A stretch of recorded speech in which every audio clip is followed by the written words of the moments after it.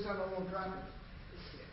There's something I wanted to start with that I hadn't planned on, but while I'm up here, I don't get this opportunity very often, so I really, really want to thank our worship team. I don't think they get enough credit for all they do. We have great singers, great instruments, Terry puts on great service every week, and I thank them for that. There's a lot of work goes into it. Thank you. One other thing I want to say. First of all, I really appreciate the video and the comments on Memorial Day. As you know, I'm a veteran.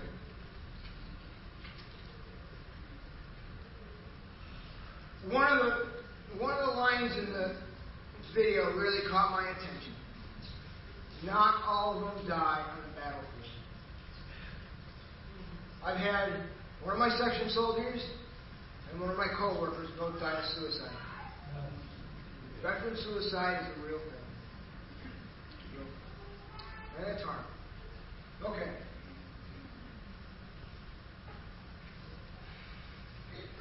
Let's start with a prayer. Lord, open our eyes and our ears that we would see and hear these different worldviews.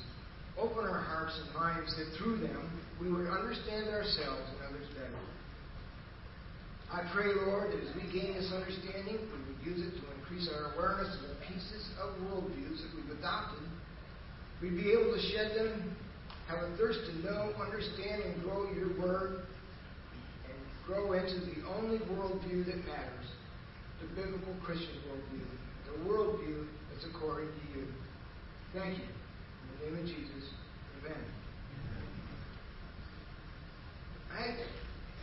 It's an honor to talk to you all today, and yeah, I'm a bit nervous, but really my biggest concern today,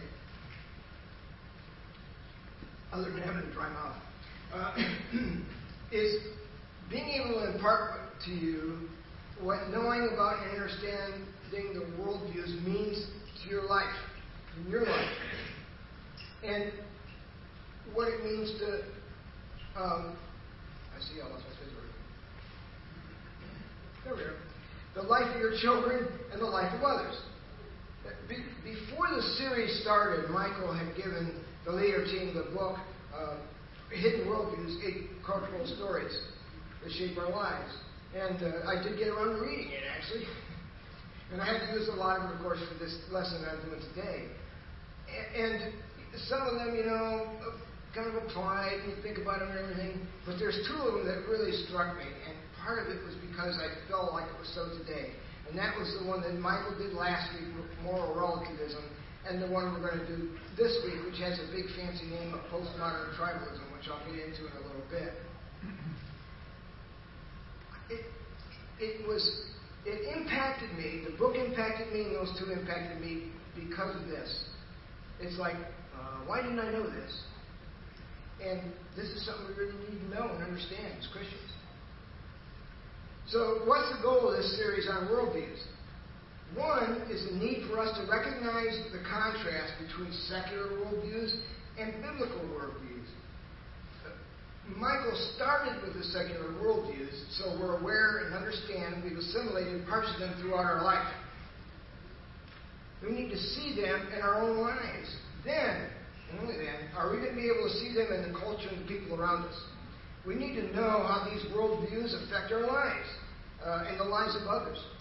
Further, when we're talking to somebody about capital T, ultimate, universal truth and logic, and yet they're speaking in emotions and feelings and my truth is the truth, we're speaking different languages. When we understand what pieces of secular worldviews we've absorbed, and then learn about the biblical Christian worldview, which we'll do here in a couple of weeks, we can better see how we need to apply and live it in our lives. And guess what? We may realize we've got some fixing and changing to do. The definition of worldview we've been using, and you've heard it, I think, every week, is this.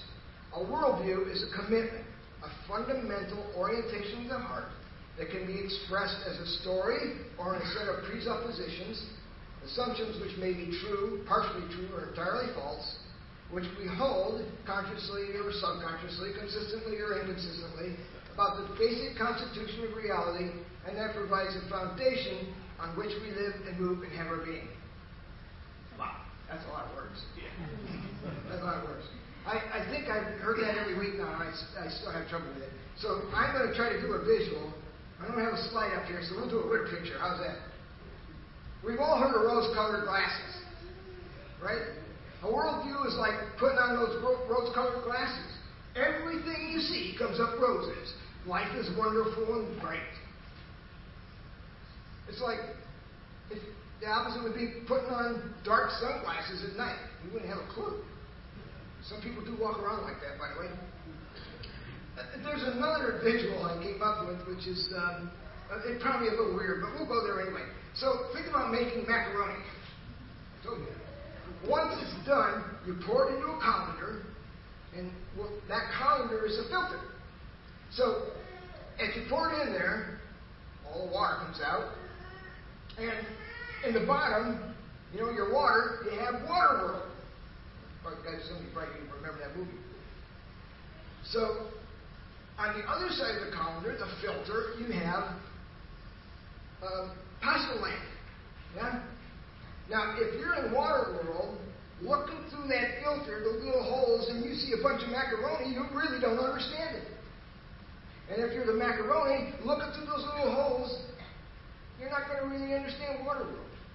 Because each one of those, your world is based in either macaroni or the water world. That's what you really understand. You may not even understand the other side. So let's do a review of the worldviews we've covered so far. The very first week, Michael did individualism. It's all about me. I'm the center of the universe, large and in charge, ruler of my life, and, don't forget this, the God of my life.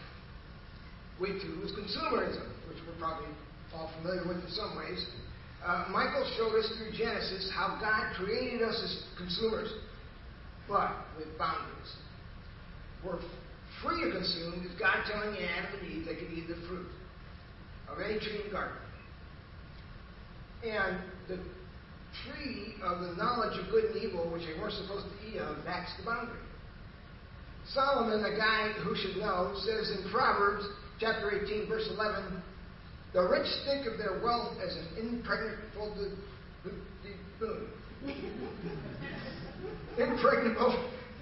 defense. They imagine it is a high wall of safety. So, that all sounds familiar to you.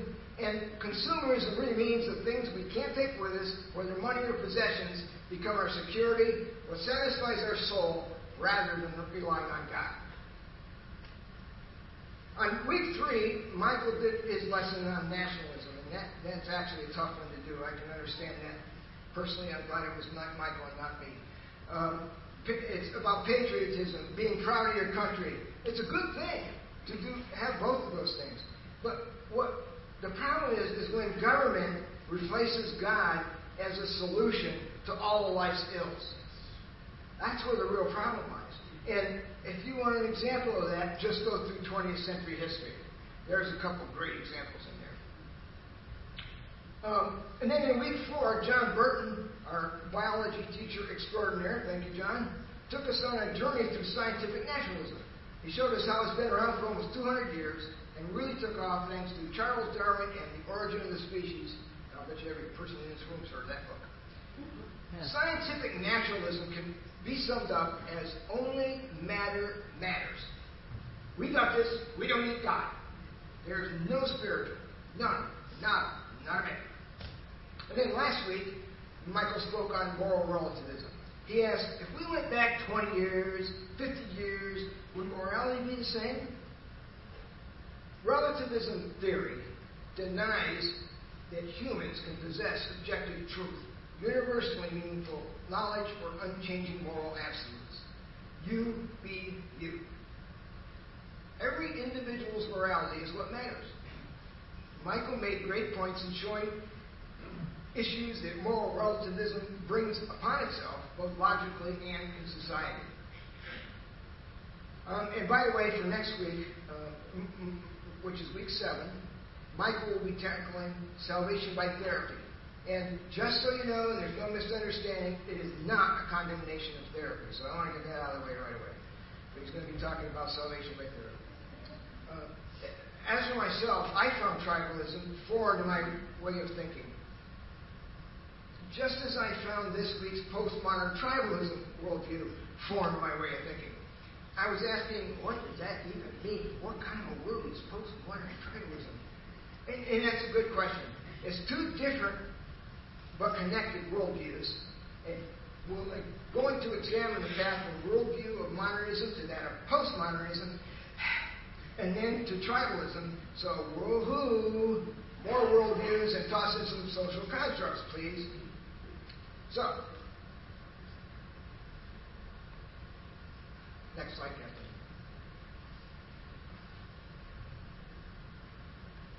All right. Should be the one that's the path. So, there we go. Thank you. So, my goal is, with this funny-looking diagram you're seeing, is to help keep your sanity. I had to read this a number of times to try to get an idea of what was happening. And the real thing is in order to know what postmodernism means, we've got to know what modernism is. And so we're going to have to go through that worldview. At the root of modernism, the worldview was a search for absolute certainty and universal truth. Modernists believed that each individual could arrive at this universal truth if biases were set aside and proper means of investigation, which were grounded in empirical observation and scientific methods, were used. Once harnessed, this universal truth could be used to solve all our problems, which result from untrue ideas. Any beliefs, from tribal superstition, particular cultures, any beliefs that couldn't be confirmed through empirical observation, scientific methods, or logic, had to be rooted out and corrected by any means necessary, whether through proper education, marginalization, or conflict. That's because modernists believe that when universal truth is found, and everybody knows and agrees on the universal truth, then all problems are solved. The world is a happy place, and we'll all sit around a Benson burger singing happy songs. So from this, you can probably gather the scientific naturalism that John talked about last week. That was an outshoot of modernism. In fact, the authors wrote, and that's why those three little arrows are up there, that without the worldview of modernism, the book Hidden Worldviews wouldn't have chapters on individualism, nationalism, or naturalism as they arose with and from modernism.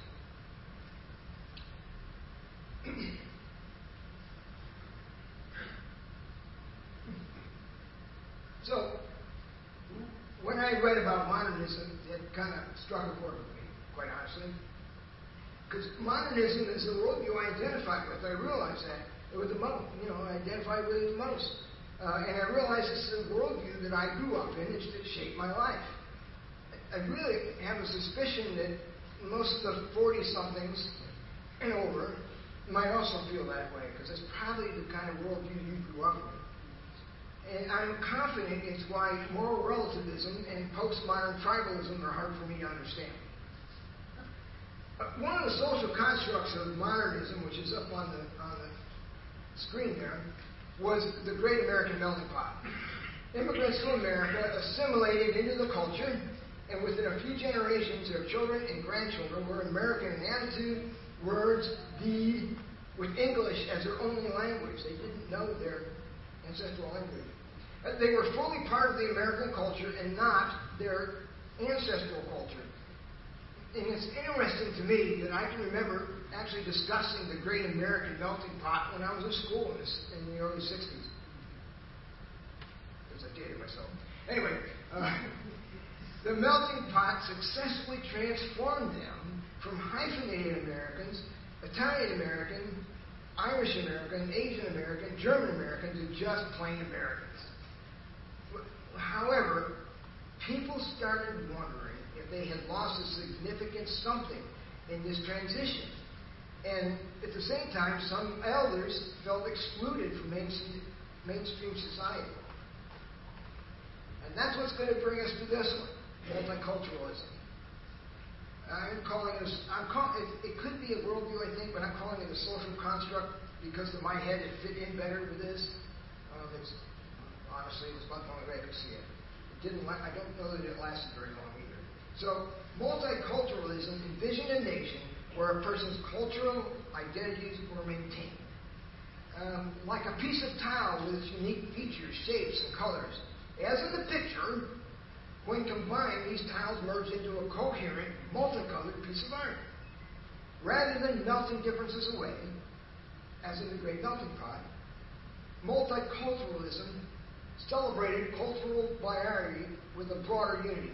Okay, have you ever tried to say cultural multiple times? It's really hard. It's a tongue twister. So, multiculturalism would result in fundamental change in the way the United States had thought of itself for probably more than a century. That's one thing about modernism. Modernism runs quite a ways back in our history. It's been around a long time, probably close to 100 years or more. Think about when Darwin and stuff was done. So anyway, naturally this caused friction with modernists. Some were seeing a burdensome quota system. Some thought it was very unpatriotic, or they weren't being grateful to American culture and opportunity. But those that were advocating for multiculturalism were seeing an opportunity. They were seeing an opportunity to right past wrongs. They were conjuring up positive visions of family tradition and a sense of belonging with those of the shared heritage. Again, multiculturalism, I won't have to say that too many more times, thankfully, envisioned the United States where our differences could be celebrated, and yet we are still united.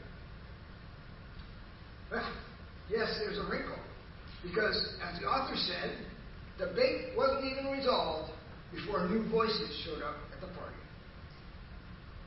So, now we're going to deal with postmodern tribalism. First thing we've got to talk about is postmodern. That collection of voices came from those that felt excluded from the power structures and ignored by multiculturalism. Some were ethnicity, others by factors like gender, age, sexual orientation, and disability. So now that I've described modernism, we can talk about postmodern. Why do they call it postmodern? Okay. I'm not a philosopher, okay? I never really liked philosophy anyway. And so the cynical side of me is, I say that it's called postmodern because of logical and descriptive anti-modernism doesn't roll off the tongue, doesn't sound as intellectual, it sounds more positive, and it might make it too easy to understand. Oh, and by the way, I kind of wish I wrote anti-modern tribalism on one of those two on the slide. So, while modernism searches for absolute certainty, universal truth, and setting aside bias, postmodernism looks at the very idea of universal stories, truth, claims to absolute truth, and ideas of unbiased neutrality with disbelief. Now you can see why I say anti-modernism. They were opposed. So, according to postmodern philosophers, this is one of the things that they get out of this, is meta-narratives or beyond narratives, if you've ever wondered what that was, like I did. Stories that have turned fiction, invented story, other definitions, have lost their power to convince. They are literally stories that are told in order to legitimize various versions of the truth. And all religions, by the way, including the Christian story, is considered a meta-narrative, a fictional story. So, in part, postmodern's message is that all social structures, and listen to this, are essentially political in nature, and to put it bluntly, it's all about power. In tribalism, modernism's, the second half of that word there, modernism's universality acknowledges that human beings came in male and female, different races, ethnicities, genders, and cultures, but say that that does not determine one's humanness. They're characteristics of being human. However, for the tribalism half of postmodern tribalism, humanness can't be separated from any other particular factor, whether gender, race, ethnicity, culture, or any other factor of our lives. Let that sink in. Instead, these are essential to our ideas of identity, morality, religion, and truth, leading to significant implications when emphasizing particular factors, race, creed, gender, etc., over universality. For example, truth isn't universal or absolute, but socially constructed and shaped by our gender, culture, race, abilities, sexual orientation, and on. One sense of well-being can't be measured by any universal standard, but it's determined by how well one is integrated into a tribe with its unique ideas of true, the good, and the beautiful. If this is the case, then the third implication is that marginalized groups must undermine the claims of dominant culture in order to get the social recognition and power that is due them. If everything is politics, political strategies, understood broadly, must be used to bring about a shift in the power structures. All right. But we know, we're Bible readers, right? We know that tribes have been around a long time. As a matter of fact, the Bible refers to tribe or tribes nearly 300 times. Almost all of them are in the Old Testament, or First Testament. Like Genesis 49:28 says, all these are the 12 tribes of Israel, and this is what their father said to him when he blessed them, giving each the blessing appropriate to him. It's full of tribes. It talks about them a lot. So, just like they have been for thousands of years, in one sense, tribes are around today. So, ready? You're going to have to think on this one. Think about the friends you hang out with. They may be from your church, or your life group tribe, your bowling tribe, or maybe your crafting tribe, sewing tribe, right? That's what we're going to do. Sit down in the lunchroom, and you'll probably sit with your lunchroom tribe. Why? It's because you have a connection. You're comfortable with those people, and you feel safe with the people in that group. To this day, there's no denying we have a tribal urge. Everybody's heard of the words cliques, right? Oh, that church, that congregation has so many cliques in it. Oh, those people over there are cliques. We want to be in a group where we can belong and others are excluded. The place where a person knows their place and exactly what's expected of them. People who will be there in their time of need, whether sick, sad, or some other need. Folks who will not let you die alone. And I can't help but think of Ruth when she says, don't urge me to leave you or to turn back from you. Where you go, I will go, and where you stay, I will stay. Your people will be my people, and your God, my God. Where you die, I will die, and there I will be buried. May the Lord deal with me, be it ever so severely, if anything but death separates you from me. What was Ruth doing there? She was separating herself from her old tribe, attaching herself to a new tribe. And, by the way, those tribes, one Moab, one Israelite, had very different thoughts.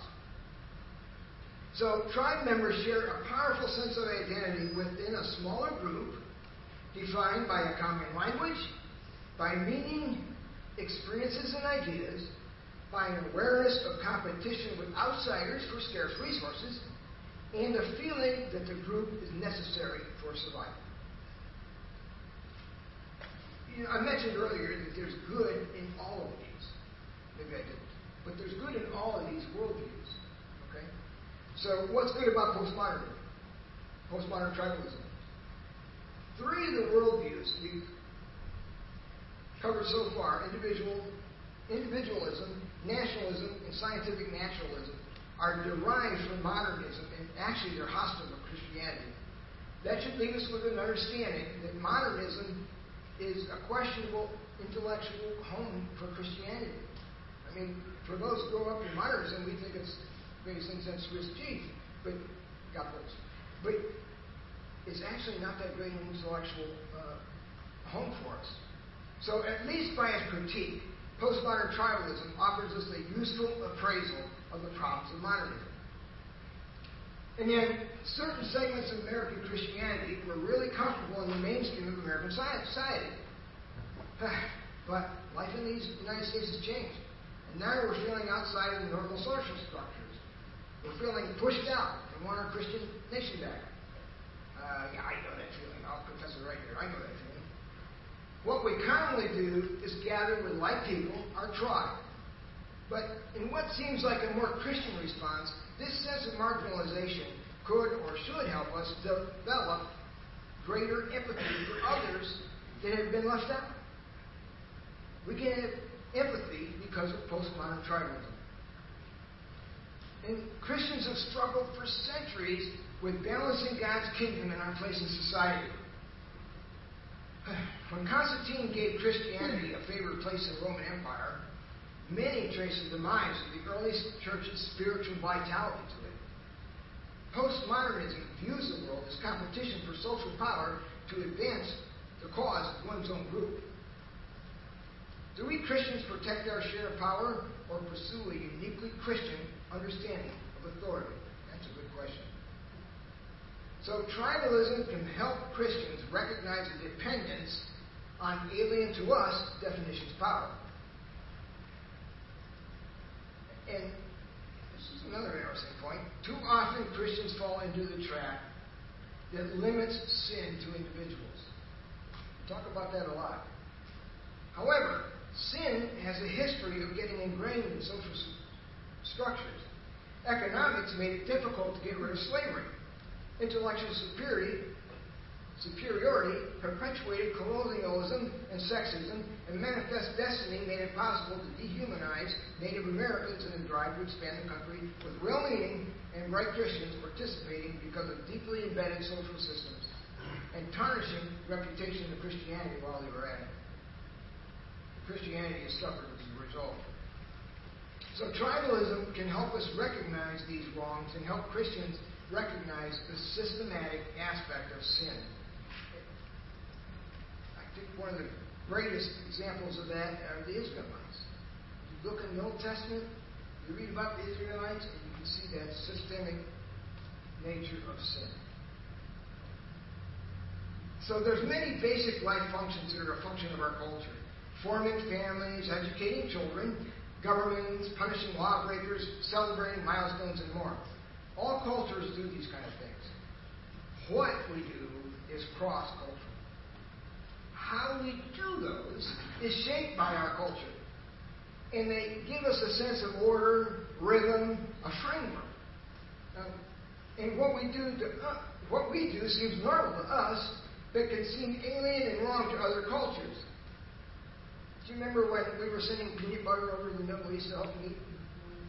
They didn't know what to do with it. I don't know if that's a great example, but it's one. Modernism's inclination was to see these as deviations to be brought into conformity, while postmodern tribalism encourages the preservation of diversity, recognizing these practices give structure to life's fundamental functions. Postmodern tribalism preserves culture and provides a way of ordering life. That's the good stuff. But now we've got to cover the other side of the coin, okay? Cover the good stuff, we're going to cover the not so good stuff. Don't call it that. So what's not good about postmodern tribalism? Well, how we get along with people of different religions, races, lifestyles, and nationalities has become one of the pressing issues of our age. The interests of postmodern tribalism and Christianity merge in the desire for mutual respect between cultures and rejection of domination of marginalized groups by imperialistic power. But Christians need to ask if postmodern tribalism has sufficient resources to actually reach out or even justify such goals. It says it wants all voices heard. But do the assumptions of postmodern tribalism provide a basis for real communication? Will they advocate respect for all people of all cultures? Does their intellectual foundation justify their respect?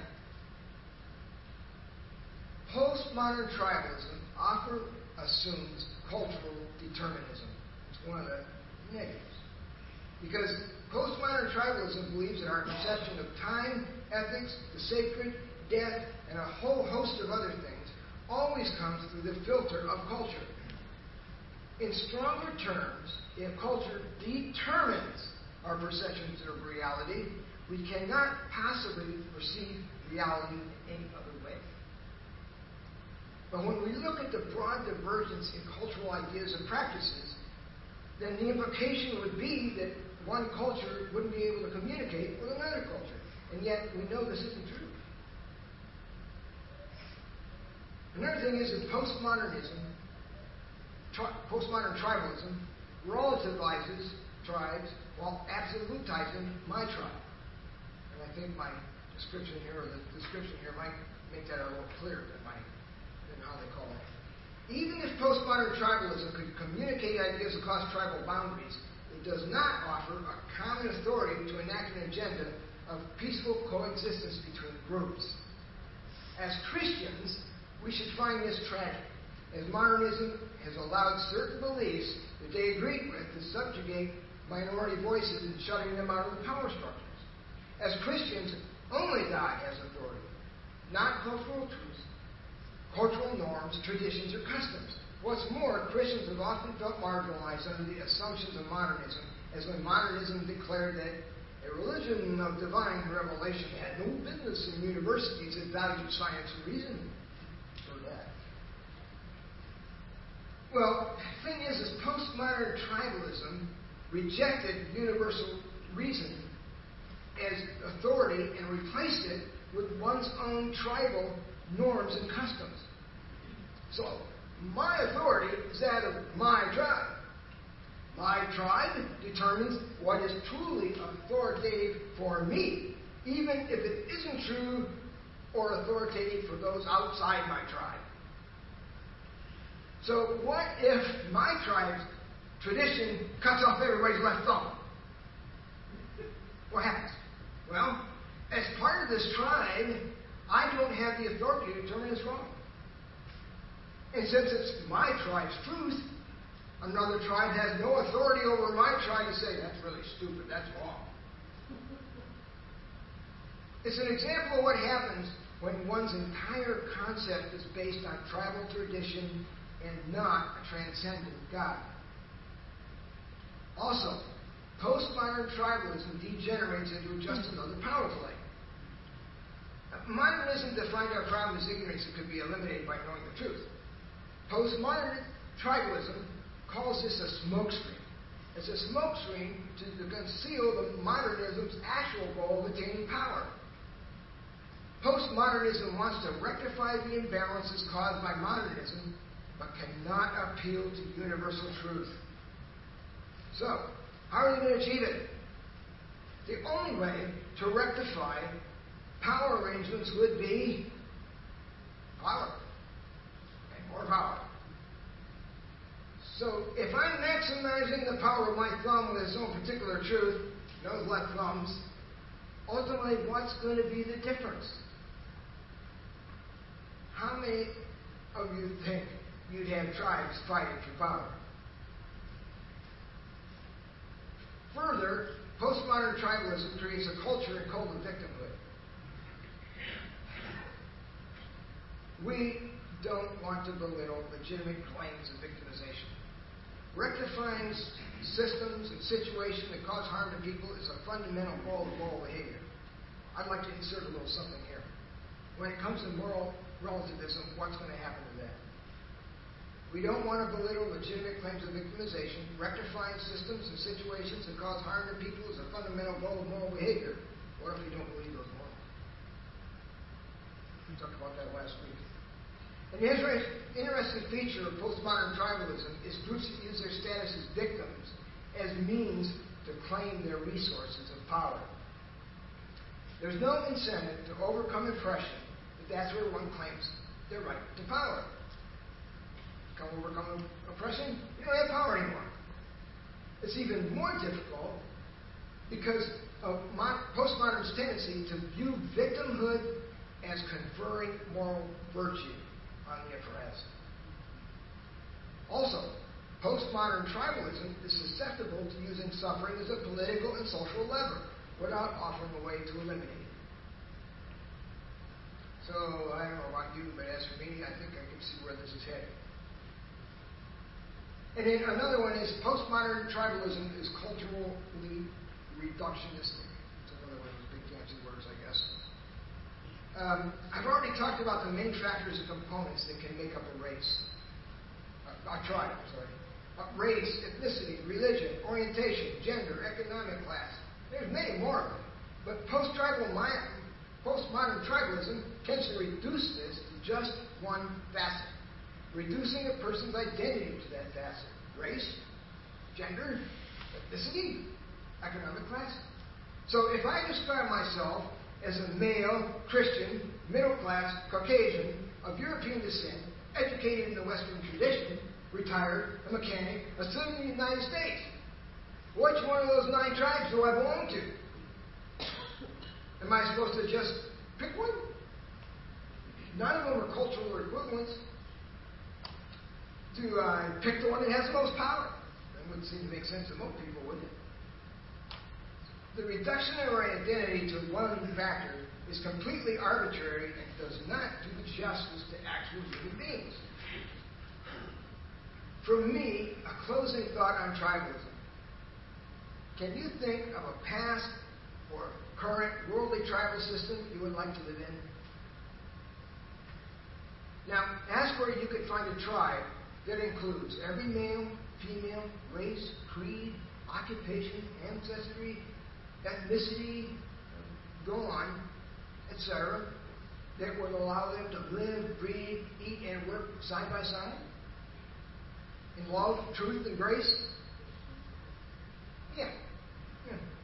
That tribe's a church that Jesus established 2,000 years ago.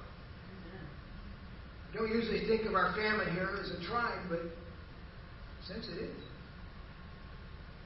So hope is not a method, but at this point I would hope that you realize that postmodernism is unacceptable as a Christian worldview. So, why do we care about worldviews? Why should we care about worldviews?